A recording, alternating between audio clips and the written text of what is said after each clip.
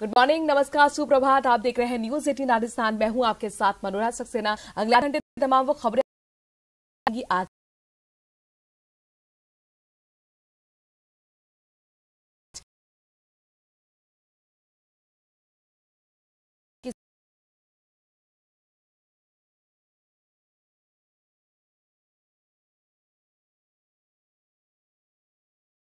के ट्रांसफर किए गए हैं। देर रात कार्मिक विभाग ने ट्रांसफर की लिस्ट जारी की। 15 मई के तबादलों के बाद देर रात दूसरी सूची जारी की गई है। सोमवार का राज्य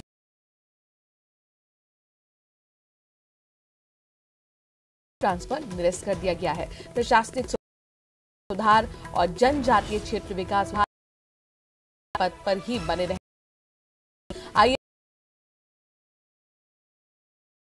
निरस्त किया गया है। संयुक्त शासन सचिव और वित्त विभाग के पद पर ही आईएएस रहेंगी नम्रता। शेखा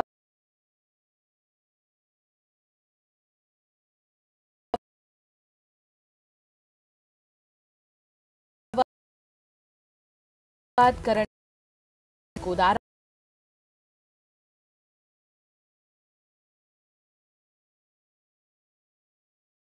बार ट्रांसफर हुआ है। तो देखिए, चुनावी साल है, लिहाजा ये जो ट्रांसफर हुआ है एक बड़ा जो प्रशासनिक कई खास मायने भी हैं। अधिकारियों के अधिकारी ऐसे हैं जिनके 4 दिन के अंदर दोबारा ट्रांसफर गए और तो कुछ हैं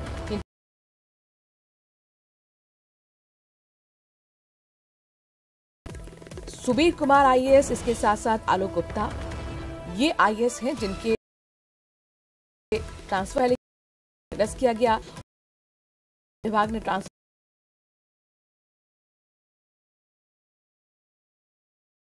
11 अधिकारियों के आईएएस अधिकारियों के तबादले किए गए हैं।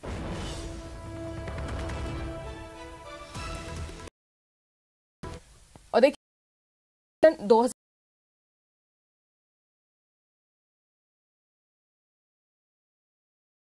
बैठक होगी। लाडनू की जैन विश्व भारती में बैठक होनी है। आपको बता दें कि 20 मई को बीजेपी की प्रदेश कार्य समिति की महत्वपूर्ण बैठक है। बीजेपी के दिग्गज नेता इस बैठक में 11 बजे सुबह होगी। प्रदेश प्रभारी, तमाम विधायक, सांसद सहित राजस्थान में संगठन का कार्य देखने वाले बीजेपी के तमाम राष्ट्रीय पदाधिकारी और कार्य समिति के सदस्य, प्रदेश को स्तरीय पदाधिकारी मौजूद। तो 20 पहले आज शाम भी एक बैठक का आयोजन। तो बीजेपी का मिशन 2023 पार्टी के आज से नागौर में लाडनू में अहम बैठक होने जा रही है। बीजेपी समिति की इस बैठक में आने वाली रणनीति पर चर्चा हो। तमाम दिग्गज चुनावी साल चढ़ा सियासी पारा, लाडनू में जुटेंगे बीजेपी के दिग्गज। चुनावी महा रणनीति कई सालों पाने के लिए एड़ी चोटी का जोर लगा रही है। चुनाव में बमुश्किल 7 महीने ही बचे हैं। ऐसे में चुनावी रणनीति हो रहा है। 19 प्रदेश कार्य सह होंगे। प्रदेश प्रभारी और राष्ट्रीय महामंत्री अरुण सिंह, प्रदेश अध्यक्ष सीपी जोशी, संगठन महामंत्री चंद्रशेखर, केंद्रीय मंत्री अनुराग मेघवाल, कैलाश भागों के संयोजक इसमें शामिल होंगे। लाडनू में पहले प्रदेश पदाधिकारियों की बैठक होगी।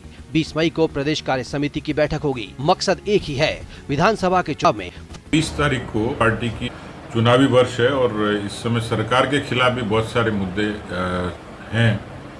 उन मुद्दों पर पार्टी की तरफ से भी लिए भी और 24 मुझे लगता है कि पूरी समीक्षा होगी। आगे की हमारे मोदी जी के 9 साल पूरे होने वाले कार्यक्रम, हमारे जो केंद्र की योजनाओं को बता दें वाली है। मोदी सरकार 30 मई को अपने 9 साल पूरे करने जा रही है। इसे सेलिब्रेट करने के लिए पार्टी 30 मई से 30 जून तक विशेष जनसंपर्क अभियान चलाएगी। इसमें सभी जिला मंच, शक्ति केंद्र और विभिन्न कार्यक्रम आयोजित विशेष केंद्र सरकार की उपलब्धियों को घर घर तक पहुंचाया जाएगा। 29 मई से कार्यक्रम की शुरुआत होगी। इसमें केंद्रीय मंत्री, भाजपा प्रदेश अध्यक्ष, नेता प्रतिपक्ष, सांसद और सभी विधायक मौजूद रहेंगे। 25 जून को प्रबुद्ध जन सम्मेलन आयोजित होंगे। इसी दिन आपातकाल पर बनी डॉक्यूमेंट्री पार्टी के माननीय प्रधानमंत्री जी से लेकर माननीय गृह मंत्री जी से लेकर माननीय राष्ट्रीय अध्यक्ष जी से लेकर हमारी प्रादेशिक दौरे पार्टी के कार्य समिति में होगी। कार्य समिति की बैठक 19 और 20 को लाडनू में होने वाली है, जहां उसमें प्रदेश के संगठन के सब विषयों के ऊपर चर्चा, एक राजनीतिक प्रस्ताव उसमें आएगा। इसके साथ साथ आगामी कार्यक्रमों के बारे में विस्तृत चर्चा कर नीचे तक हम उसका विस्तार कर सकें। अभी जो बूथ सशक्तिकरण अभियान चल रहा है, रचनात्मक विषयों के ऊपर निर्णय करेंगे। के दौरे पर आएंगे, इसकी भी चर्चा कार्य समिति की बैठक में होगी। सत्ता के समर में जुबानी जंग तो तेज हो ही चुकी है, अब रणनीति बनाने का वक्त आ गया है। हाल ही में पीएम मोदी की यात्रा के बाद चुनावी पहरा और चढ़ गया है।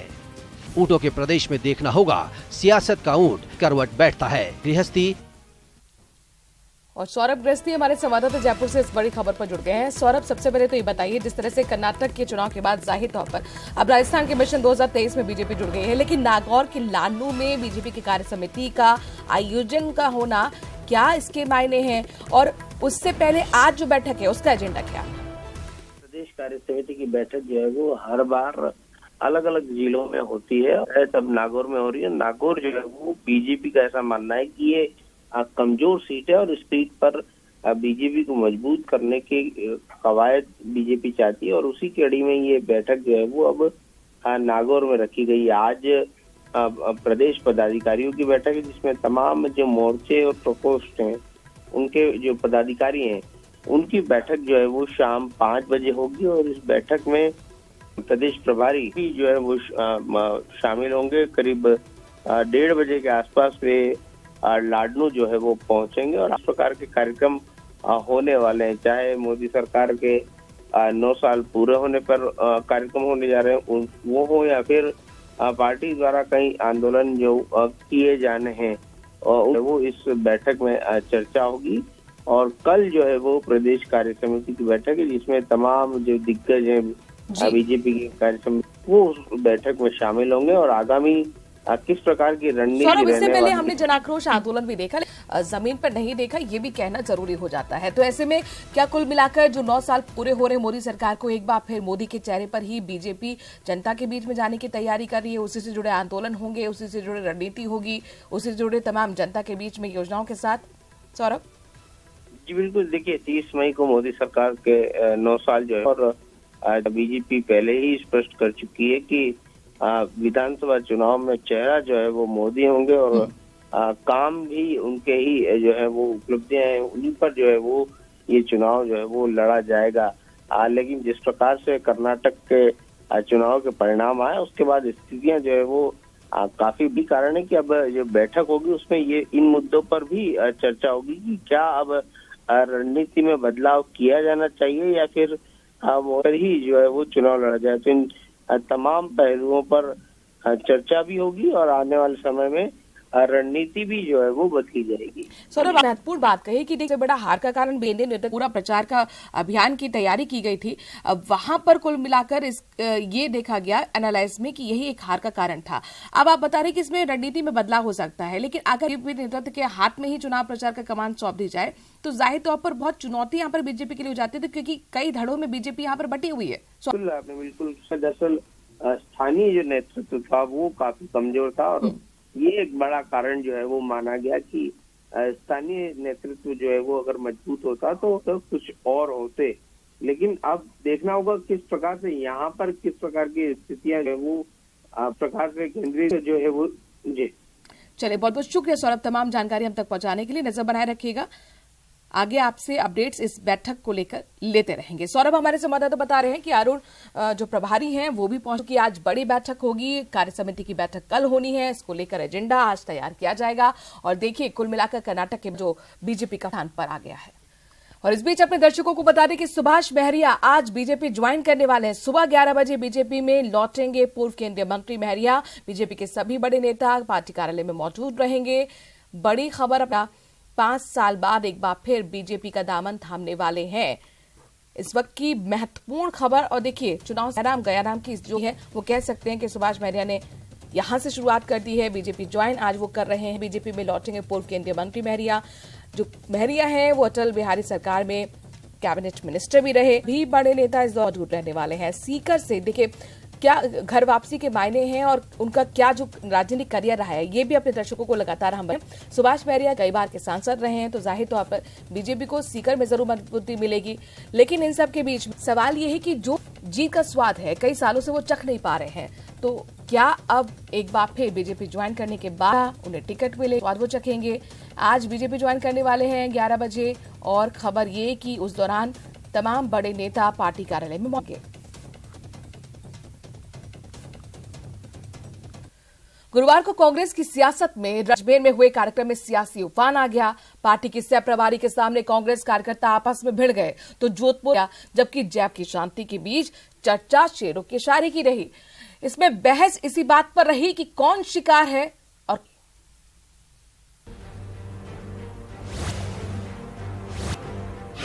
होगा तो बारी भीषण होगा। लाडनू से कांग्रेस के युवा विधायक घोष को 3 दिन ही गुजरे थे कि पार्टी कार्यकर्ता आपस में भिड़ गए। सह प्रभारी से मिलने की जद्दोजहद और एक दूसरे की शाने की होड़ मारपीट में बदल गई। अजमेर में संगठन प्रदेश सह प्रभारी अमृता के फीडबैक कार्यक्रम पहले ही आपस में गुत्थम गुत्था हो गए, जमकर लात घूंसे चले। और मैम जो है मीटिंग लेने आई थी, सौहार्दपूर्ण शांतिपूर्ण वातावरण के अंदर मीटिंग होने जा रही थी, लेकिन कुछ कार्यकर्ताओं को लेकर, जो कार्यकर्ता भी नहीं थे, हम जो कहें तो कार्यकर्ता नहीं थे वो कांग्रेस के, क्योंकि मीटिंग थी पदाधिकारियों की और वहाँ दूध डेयरी के जो लोगों को लेकर जा करके, और जिस तरह मीटिंग का एक तरह से जो पूरा डेकोरम था उसको खराब किया। हम सबका शिकार करना है, बड़ा गुरूर है दरिया तुझे अपनी रवानी पर, हमें भी जिद है। अजमेर की घटना से कोई 16 घंटे पहले पार्टी की सह प्रभारी अमृता धवन ने पीसीसी में हुई अर्ज किया था। तालिबान जयपुर से अजमेर तक ही पहुंची थी कि पार्टी के कार्यकर्ता रूपी परिंदों ने ऐसी परवाज भरी लेकर। ये सोचने वाले और समझने वाले के ऊपर है, लड़ाई हमारी भाजपा के साथ है तो किसका शिकार होना चाहिए। इस बीच मुख्यमंत्री के गृह क्षेत्र जोधपुर की सड़कों पर लगे हुए पोस्टर्स के चर्चे रहे। इन सब से अलग ट्विटर पर गहलोत सरकार के महंगाई राहत शिविरों की उपलब्धियों का बखान होता रहा। हजारों लोगों ने कमेंट किए तो गहलोत सर के चेहरे पर भी। उत्साहित नेताओं ने हर 5वें साल सत्ता के रिवाज बदलने पर इस बार ब्रेक लगने की बात कही तो कुछ कहने से नहीं चूके। भी महंगाई राहत शिविरों में कंबल ओढ़कर फायदा लेने आ रहे हैं।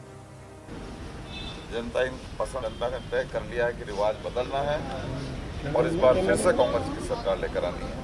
मंत्री महोदय हैं तो बीजेपी वाला भी आ रहे हैं, मैं भी आके मैसेज करेंगे आके रजिस्ट्रेशन करवाओ, तो मुख्यमंत्री के बैंक और बीजेपी वाला फायदा उठाने पहुंच जाए तो इसका मतलब समझ लेना कि स्कीम कामयाब है।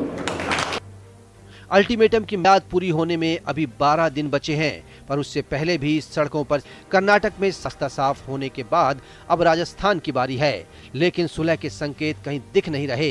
बस आगे क्या होगा इसका जवाब सिर्फ और सिर्फ वक्त के ही पास है। सत्ता का शिखर हासिल करने में तब्दील होती जा रही है। गांधी और गोखले की पार्टी में नौबत सिर्फ उठबल तक आ पहुंची है।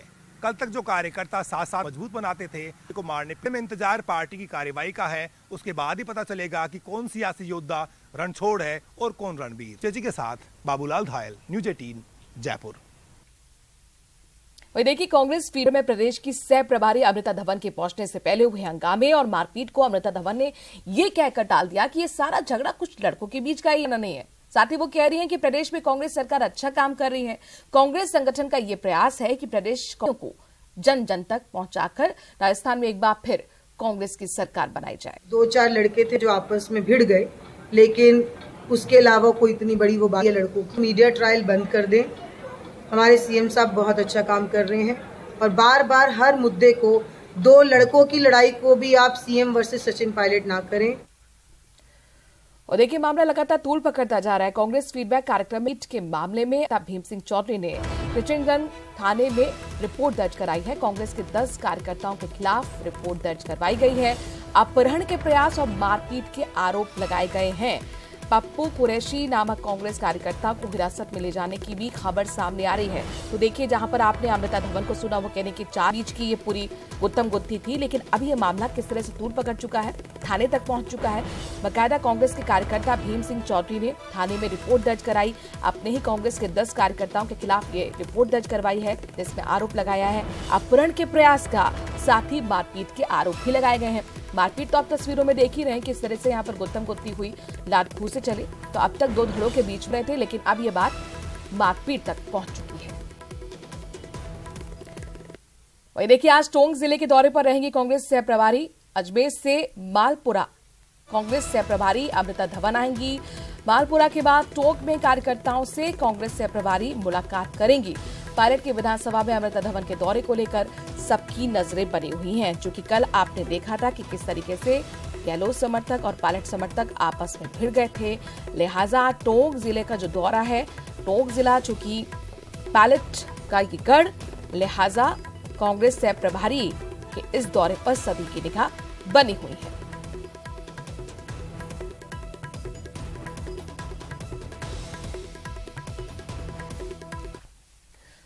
और अब बात महंगाई राहत कैंप की कर लेते हैं। महंगाई राहत कैंप का 26वां दिन है। अब तक 1,07,61,643 परिवार लाभान्वित हो चुके हैं। 4,90,85,787 गारंटी कार्ड अब तक बांटे गए हैं। गैस सिलेंडर योजना में 37 लाख से ज्यादा रजिस्ट्रेशन हुए हैं। लगातार अलग अलग योजना का आंकड़ा अपने दर्शकों को दे रहे हैं कि कितने रजिस्ट्रेशन अब तक इन योजनाओं में हुए। फ्लैगशिप योजना निःशुल्क बिजली योजना में 64 लाख से ज्यादा रजिस्ट्रेशन। इसके साथ साथ कृषि बिजली योजना में 6,98,389 रजिस्ट्रेशन। फूड पैकेट योजना में 70 लाख से ज्यादा रजिस्ट्रेशन। मनरेगा योजना में भी 40 लाख से ज्यादा रजिस्ट्रेशन अब तक हुए हैं। शहरी रोजगार गारंटी योजना है, उसमें 3 लाख से ज्यादा रजिस्ट्रेशन अब तक 26 दिनों के अंदर हुए हैं। अब बात करते हैं पेंशन योजना की। इसमें भी 35 लाख से ज्यादा रजिस्ट्रेशन अब तक हो चुके हैं। पशु बीमा योजना में 58 लाख से ज्यादा रजिस्ट्रेशन हुए। चिरंजीवी योजना में 85 लाख से ज्यादा रजिस्ट्रेशन 26 दिनों के अंदर। दुर्घटना बीमा योजना में 85 लाख से ज्यादा रजिस्ट्रेशन हुए हैं। ये 10 फ्लैगशिप योजना है जिसमें गारंटी कार्ड यहां पर सरकार दे रही है और इसमें लगातार रजिस्ट्रेशन की तादाद बढ़ती हुई। वहीं मुख्यमंत्री अशोक गहलोत ने बजट घोषणाओं की क्रियान्वयन को लेकर समीक्षा की है। सीएम ने सभी विभागों से जुड़ी घोषणाओं पर सीएस और एसीएस से फीडबैक लिया। सीएम ने दावा किया कि उनकी सरकार की घोषणाओं से प्रदेश की जनता के चेहरे पर मुस्कान आ गई है और सूबे का हैप्पीनेस इंडेक्स बढ़ रहा है। सीएम ने कहा कि जनता कांग्रेस को जिताकर रहेगी। बीजेपी के रोड शो बेकार साबित होंगे। समझता हूँ कि इस बार जनता जीता की रहेगी, लगता है इस बार जनता जबरदस्ती जीता की रहेगी। ये जितने नारे लगाएंगे, साधन चौंकेंगे, रोड शो करेंगे, बड़ी बड़ी बातें करेंगे, धर्म के नाम पर, जाति के नाम पर, हम जवाब देंगे नहीं उनको। हम अपना काम करेंगे। महंगाई राहत, हैप्पीनेस इंडेक्स बढ़े, राजस्थान का प्रेम भाईचारा मोहब्बत रहे और गुड गवर्नेंस हमने दी है, उनका बखान करेंगे कि कैसे दी हमने, किस प्रकार यहाँ स्वास्थ्य सेवाएं, शिक्षा, पानी, बिजली, सड़कें और सोशल सिक्योरिटी। हमारा कैंपेन इस बार सीमित ही रहेगा। सरकार रिपीट होने का दावा करते हुए मुख्यमंत्री।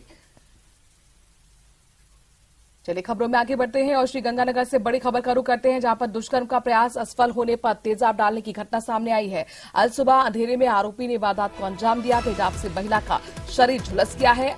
पुलिस ने आरोपी को हिरासत में ले लिया है। श्रीगंगानगर के अनूपगढ़ थाना पुलिस फिलहाल जांच में जुटी हुई है। श्रीगंगानगर से शर्मनाक खबर, जहां पर दुष्कर्म की कोशिश असफल होने पर आरोपी ने तेजाब डाल दिया। अशोक हमारे संवाददाता इस खबर पर ज्यादा जानकारी के साथ जुड़ गए। अशोक, पुलिस की हिरासत में आरोपी पहुंच चुका है, क्या उसने अभी तक जुर्म को कबूल किया? देखिए मनु, पीड़िता की रिपोर्ट के आधार पर पुलिस ने आरोपी युवक की न केवल पहचान की बल्कि उसको अपनी कस्टडी में लेकर पूछताछ भी शुरू कर दी गई है और पूरे मामले की पड़ताल शुरू कर दी गई है। व्यक्ति की जो आरोपी युवक है उसकी पहचान बिहार के शंकर दास नामक व्यक्ति के रूप में हुई है। वहीं पीड़िता ने बताया कि वो कचरा बीनने का काम करती है और आज सुबह जब वो अंधेरे में ही कचरा बीनने का काम कर रही थी तो आरोपी युवक के द्वारा उसको मुफ्त में अपने घर का कचरा और कबाड़ देने के बहाने कमरे में बुलाया गया और उसके साथ दुष्कर्म का प्रयास किया गया। जब दुष्कर्म का प्रयास असफल रहा तो उसने कमरे में ही रखा हुआ एक तेजाब की बोतल थी, उसको तेजाब को उसने महिला पर डाल दिया, जिससे महिला झुलस गई।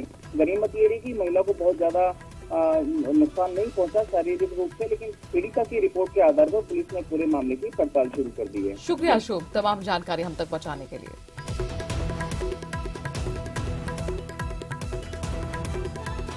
दुष्कर्म का प्रयास असफल होने पर तेजाब डालने की खबर श्रीगंगानगर से, जहां पर अल सुबह अंधेरे में आरोपी ने वारदात को अंजाम दिया।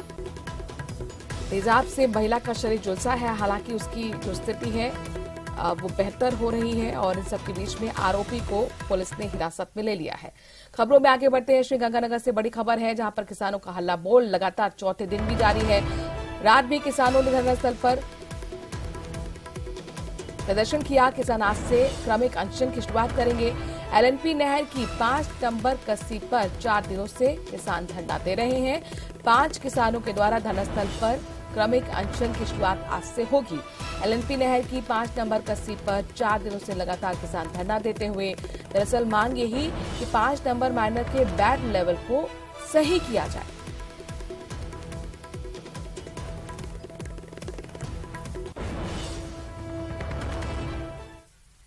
और इसी के साथ इस बुलेटिन में इतना ही। देश और प्रदेश की बाकी खबरों के लिए बने रहिए न्यूज़ 18 राजस्थान के साथ।